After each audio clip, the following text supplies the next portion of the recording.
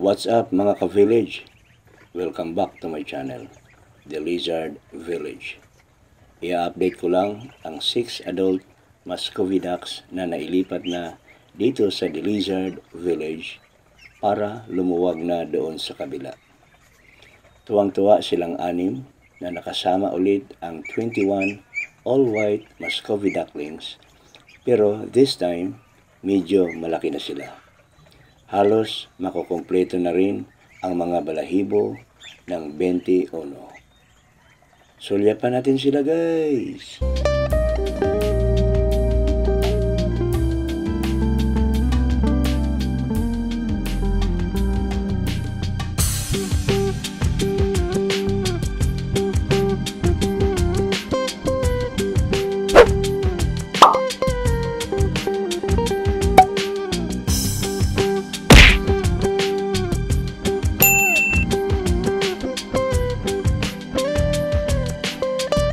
Napansin ko lang dito sa batch ng 21 ay maraming palaaway. Meron isa na bigla na lang tutukain ang kapwa niya at kakainin ang nakagat niyang balahibo. Yung nakagat, syempre, sigaw ng sigaw. Masakit eh. Kaya yung ibang kasama sa 21 naantala ang bilis ng paglaki dahil kasisibol pa lang ng kanyang balahibo sa pakpak, bigla na lang kagatin ng kanyang kapwa. At ayun, sigaw ng sigaw.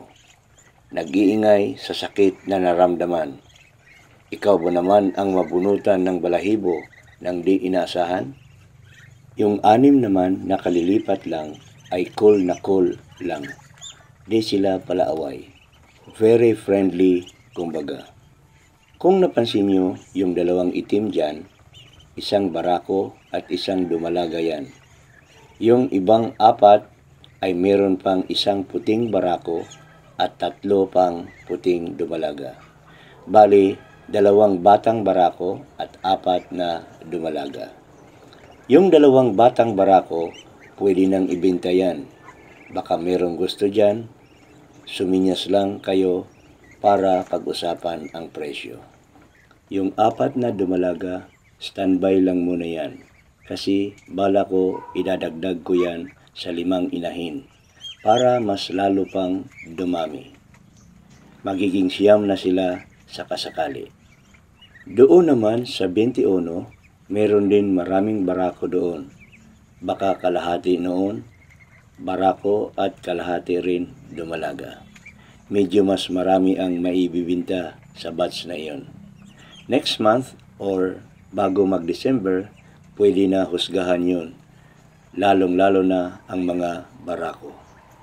Kailangan din tayong magbawas ng bilang ng Muscovy ducks kasi dumadami na talaga sila. Nagustuhan ko yung forma, hitsura at kulay ng black and white dumalaga.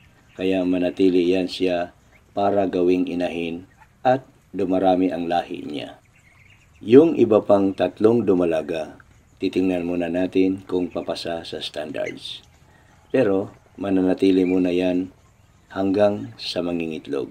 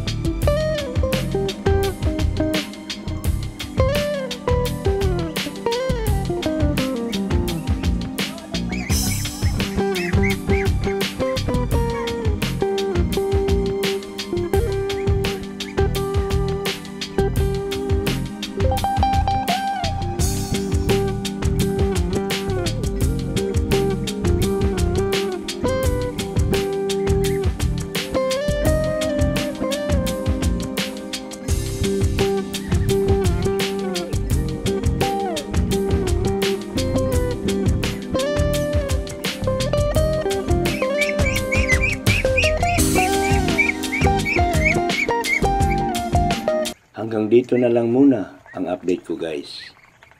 Huwag niyo lang kalimutan pindutin ang like and share button at pakihit na rin ang notification bell para updated ka sa lahat ng mga videos na i-update ko. Bye-bye!